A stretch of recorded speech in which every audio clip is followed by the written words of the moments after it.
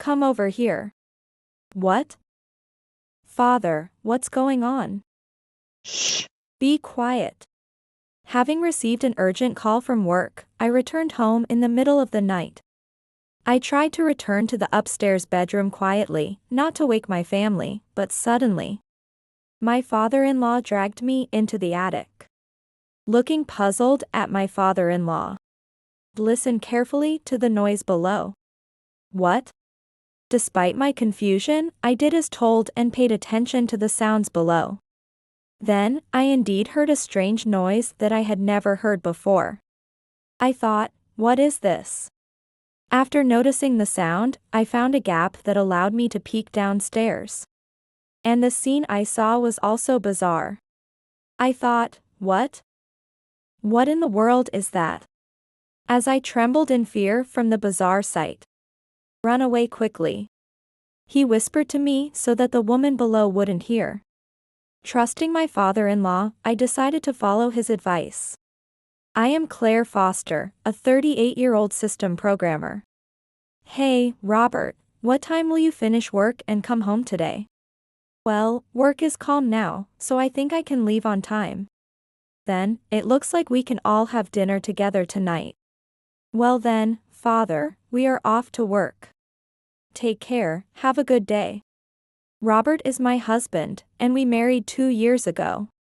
Currently, we live with him and my father-in-law, just the 3 of us.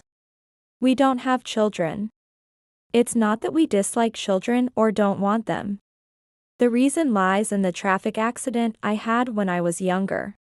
It's been a while since we've gone out together with Mom and Claire. Yes, really. Let's do this more often. Years ago, I was enjoying a drive with my parents, driven by my father. As long as we were healthy, it seemed possible to continue these outings. Yet, the tragedy struck suddenly. Look out. What? Oh, no. Suddenly, a car that ran a red light crashed into my father's car head-on. The impact caused our car to flip over, and I lost consciousness. Witnesses must have called an ambulance. When I regained consciousness, I was in a hospital bed. I immediately called for the doctor and nurse to check on my parents, but unfortunately, your parents have passed away. Moreover, you were lucky to survive, but what? Is there something wrong? The doctor hesitated but informed me about the death of my parents. Not only that, but he also explained my condition. Actually, your uterus was damaged. What does that mean? Does it mean I can't have children in the future? It's not that you can't conceive. But it's true that it will be difficult for you to get pregnant. That's devastating. Thus, I lost my parents in the accident, and the accident led to my infertility.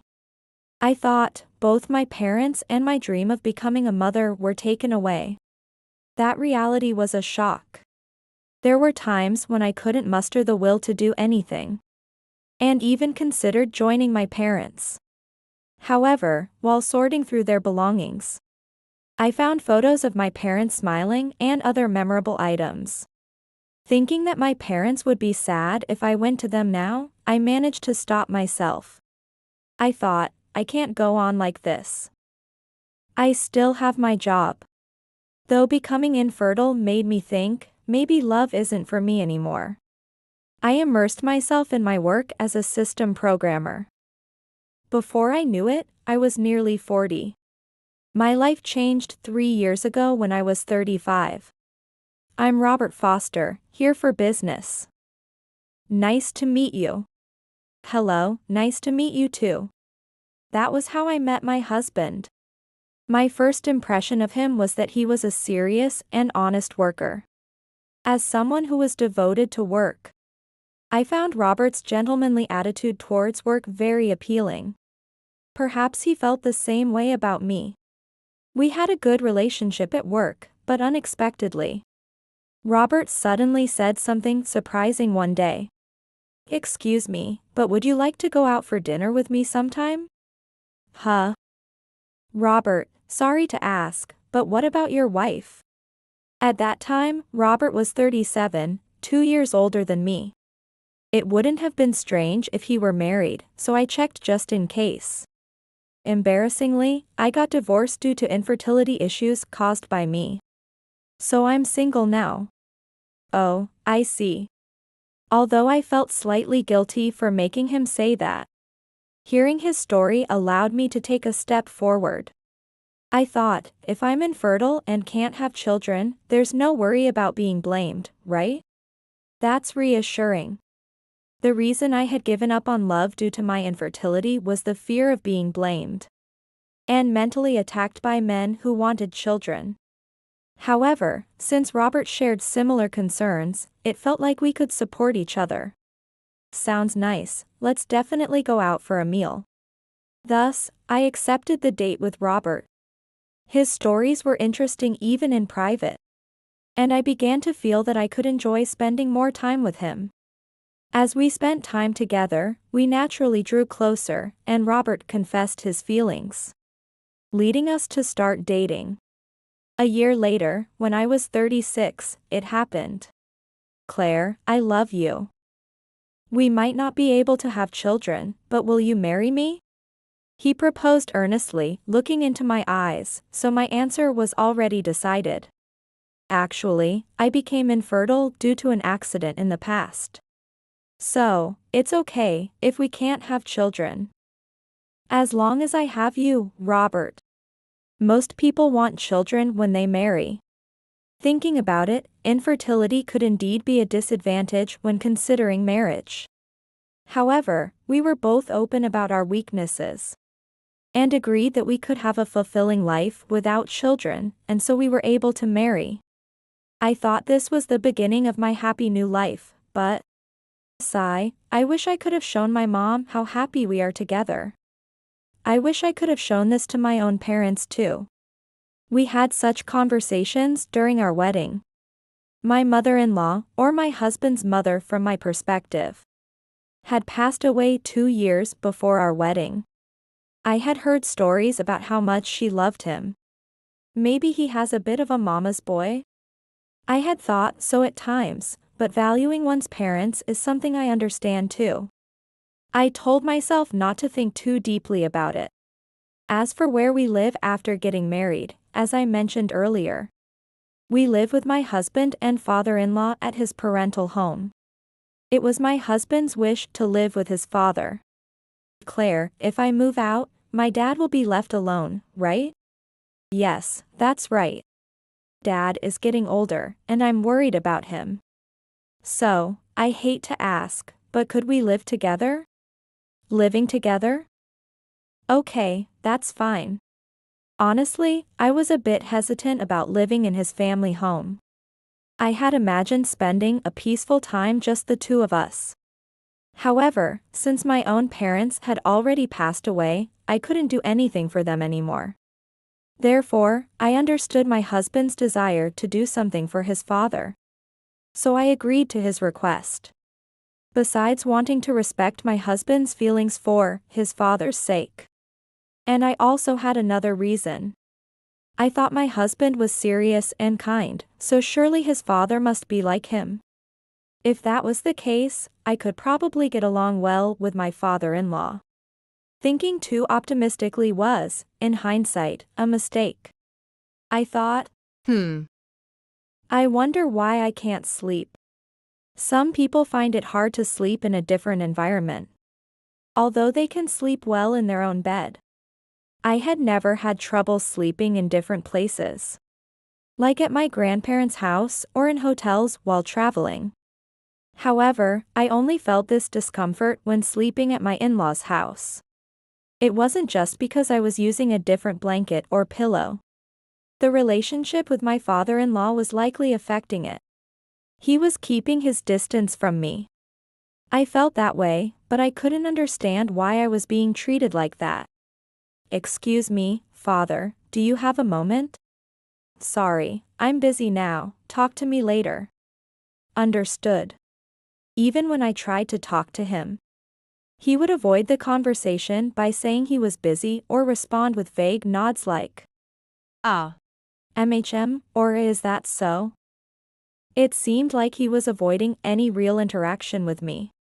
I thought, did I do something to upset father-in-law? I thought there must be a reason for his attitude, but I couldn't pinpoint anything. Maybe my husband knew something. That's what I thought, but around a year after our marriage, my husband's behavior toward me began to change. Hey, Robert, has your father always been taciturn or bad at interacting with people? Huh? Why do you ask that? It seems like he's avoiding me, or there's some distance. I don't know about that. Did you do something wrong? Stop bothering me with such things. What? Robert, what's wrong with you? The kind man I had married was gone, and he started treating me harshly with his words. His change was just the beginning of a trend towards worsening behavior. And the reason my father-in-law was keeping his distance from me, unlike my husband, was a legitimate one, but that would become clear only much later. My husband's actions towards me were not just harsh words. If he found something unnecessary, he might even throw it away without asking me, including things that were precious to me. Hey, Robert, have you seen the stuffed animal my parents gave me? Ah. That dirty thing? I threw that away a long time ago. You don't need a stuffed animal at your age, right? What did you say? That stuffed animal was a precious gift from my parents. His actions became increasingly tyrannical. I thought, from now on, I need to keep my important things out of Robert's sight. I was thinking just that, organizing my belongings, when it happened. Claire, may I have a moment? This stuffed animal, it's yours, isn't it? Yes, that's mine. I'm so glad you found it. Ah. I saw Robert taking it somewhere. I see, thank you so much. You've saved my day. Thanks to my father-in-law, the precious stuffed animal was returned to me. I thought, father-in-law is actually kind. I never thought he would retrieve it for me, given the distance he had kept before. There must be a reason for his behavior towards me. I was certain there was a reason, and now I felt confident that we could build a good relationship. Just as I was hopeful. Unfortunately, the situation was about to take another sudden turn for the worse. Huff, huff. Ugh. Father, are you okay? Please, hold on. One day, he suddenly complained of feeling unwell. He looked pale, and I decided to take him to the hospital. The initial examination at the hospital didn't reveal any illness, but just to be sure, he was admitted for further tests. I reported this to my husband. However, my husband seemed indifferent and made an unbelievable remark. If they find something, the doctors will treat him, right? It doesn't involve me. What are you saying? Didn't we agree to live together because you were worried about your father? His words were clearly inconsistent with what he had said at the beginning of our marriage. I thought, was he always this cold-hearted? Where did the kind man I married go? I was shocked by his drastic change, but worse was yet to come. It was only a few days later that events unfolded that made me think just that. While I was out shopping, I spotted my husband in the city.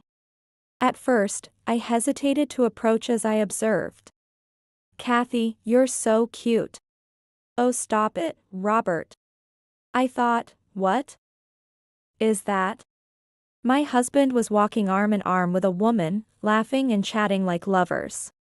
Their behavior seemed like that of a couple, but something felt off. It was the age of the woman with my husband. It was my first time seeing her, so her actual age was unclear. But she looked significantly older than my husband. Could she be a relative I don't know about?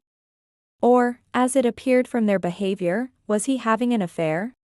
I thought either way, Robert's actions are suspicious. Just letting it go would only leave me with more questions. I decided I wanted to know the truth, so I resolved to hire a detective agency. Amidst concerns about my father-in-law's health and my husband's behavior, I was living restless days. Soon after, the hospital called with the test results, and I rushed to hear the news. Please, take a moment. Your father-in-law has terminal cancer with about 2 years to live. That can't be. Just as I suspected. While I was shocked, my father-in-law seemed strangely calm. Maybe he had sensed something about his condition. Soon after receiving the diagnosis, the detective agency reported back. Robert was not having an affair, the woman was a close family relative.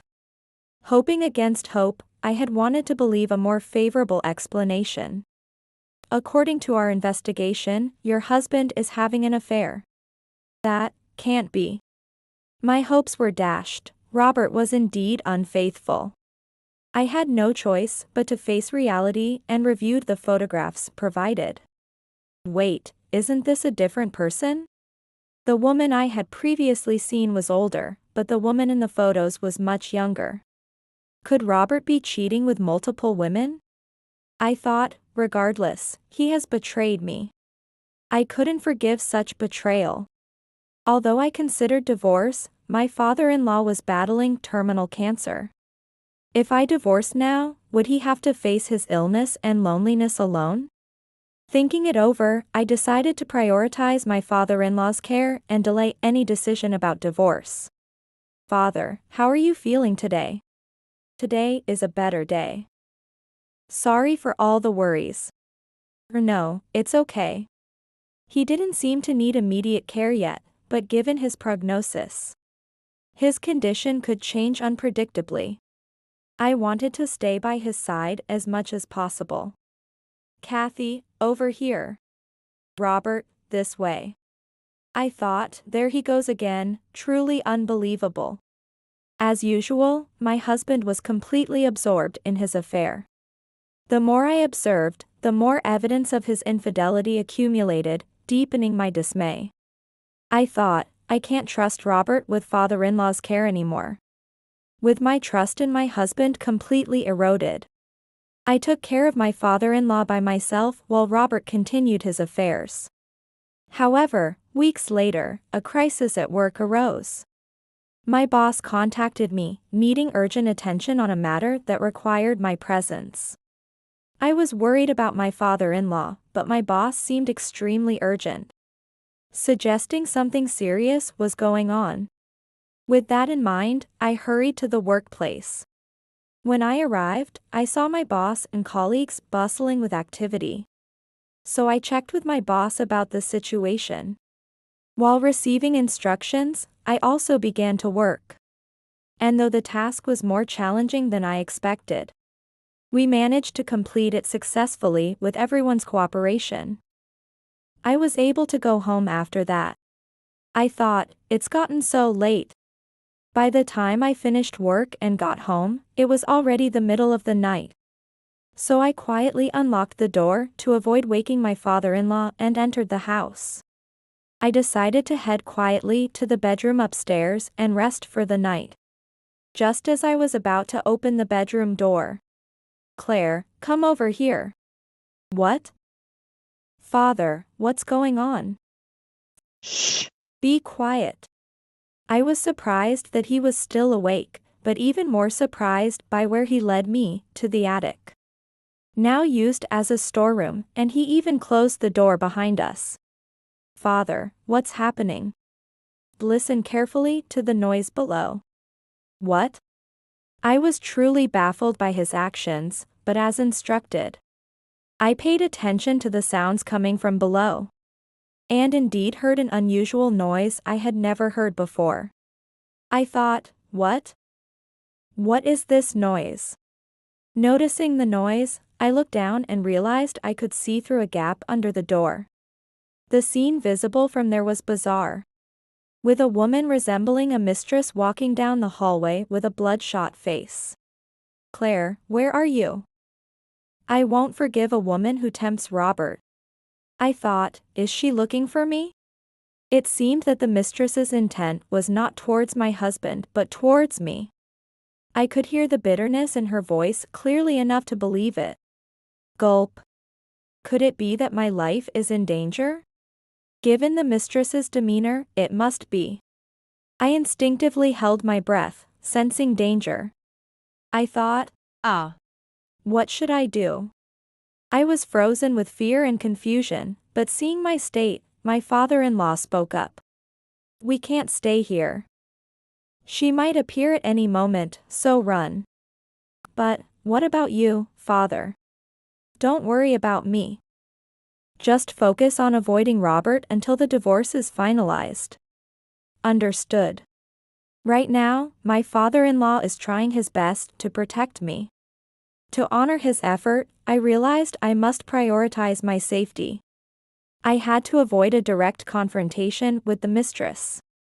As I was checking her whereabouts, I'll definitely find you one day, Claire. The mistress left those words behind as she stormed off. Phew, did she leave? Claire, take this. Then, you must leave the house immediately. Yes, understood. With that, I received a letter from my father-in-law and rushed out of the house. Later, I managed to divorce through an attorney I had prepared beforehand.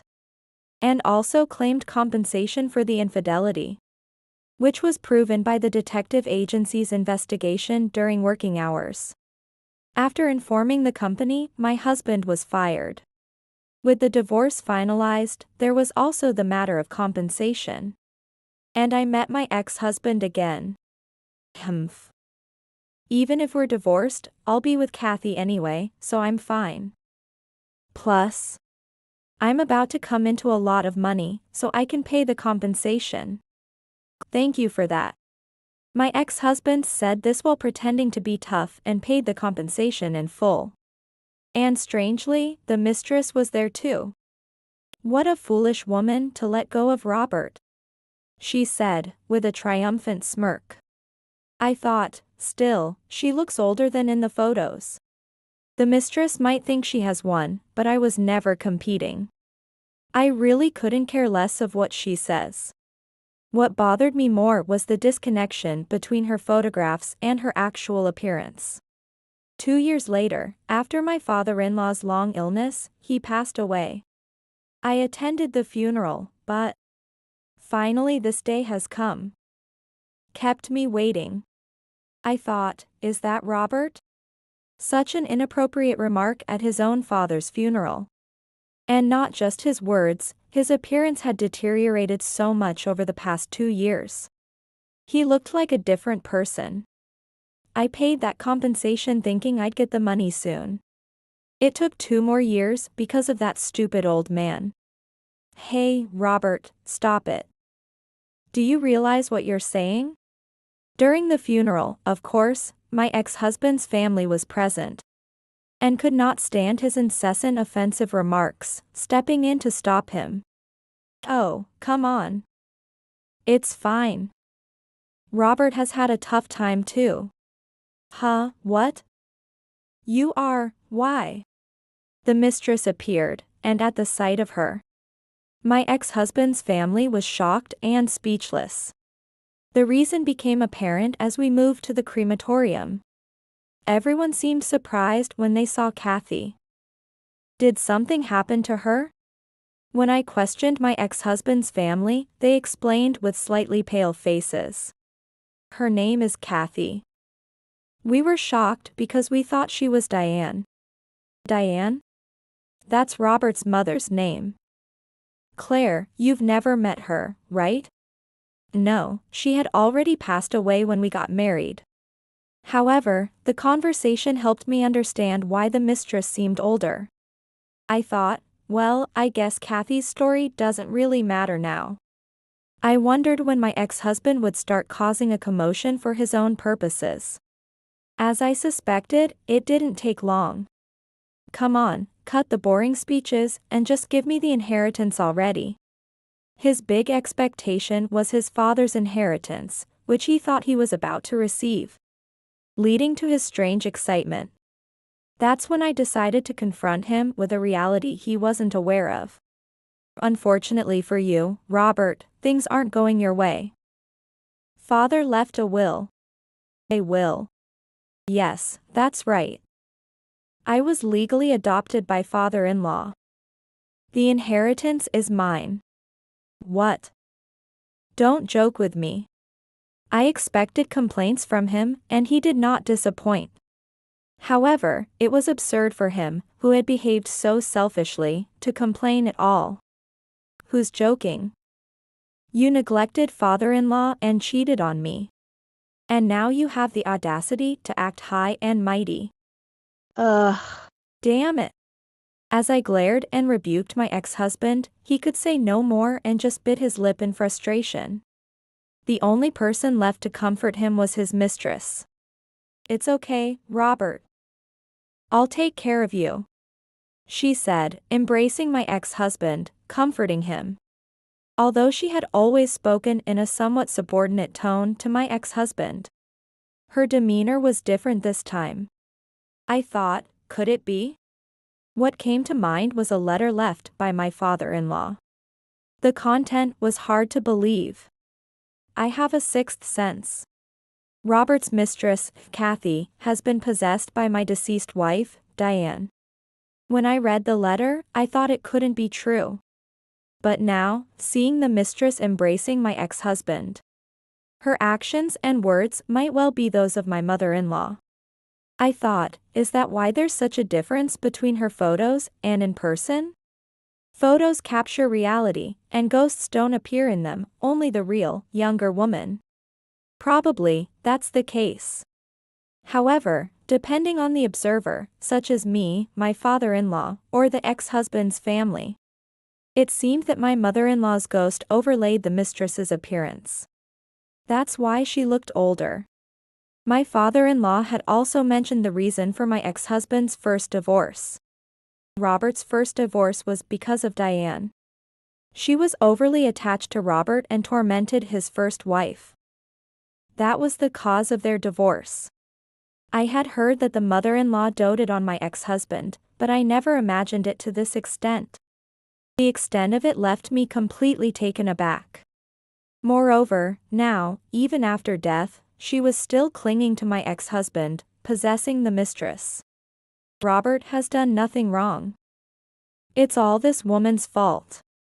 What is this person even talking about? Was the mistress particularly susceptible to being possessed by spirits? Her eerie demeanor gave me chills. I thought, could this be due to her bad deeds? Seeing her almost blended ego with the mother-in-law, I couldn't help but think that her past actions might have invited this. It seemed this wasn't the first time the mistress was under the influence of the mother-in-law. The letter from my father-in-law revealed that I had fled that night. And it was not the mistress who appeared but the spirit of my mother-in-law. She had grown impatient with me not yet divorcing my husband and had plotted to eliminate me. The extent to which the mistress was possessed by my mother-in-law is quite pitiful. Thinking about it makes me feel somewhat sorry for the mistress. However, my father-in-law had noticed that she was after the money, and had approached my ex-husband with that intent. So he wrote that there was no need to feel sorry for her. 5 years have passed since then. When I went to visit my father-in-law's grave on the anniversary of his death, I ran into some relatives of my ex-husband, and naturally, the conversation turned to him. On the day of the funeral, was it Kathy? She said she would take care of Robert. As if possessed by Diane. Turns out she didn't have any money either. Where are they living now? In a cardboard house by the river. Oh, I see. Given their situation 5 years ago, it wasn't surprising that they ended up homeless. Time has just flowed naturally toward this outcome.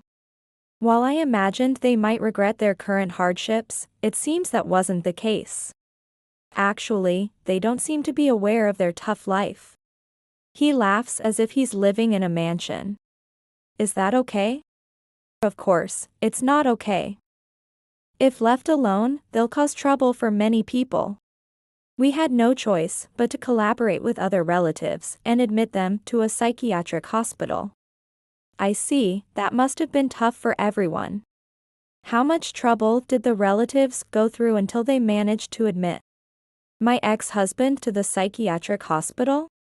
It must not have been easy. Apparently, as soon as he was admitted, my ex-husband started to act wildly. The mistress underwent a similar transformation and was also admitted to the psychiatric hospital. Though it's unlikely that they will ever return to their former selves. It's hoped that the doctors and nurses dealing with them will face fewer troubles from their antics.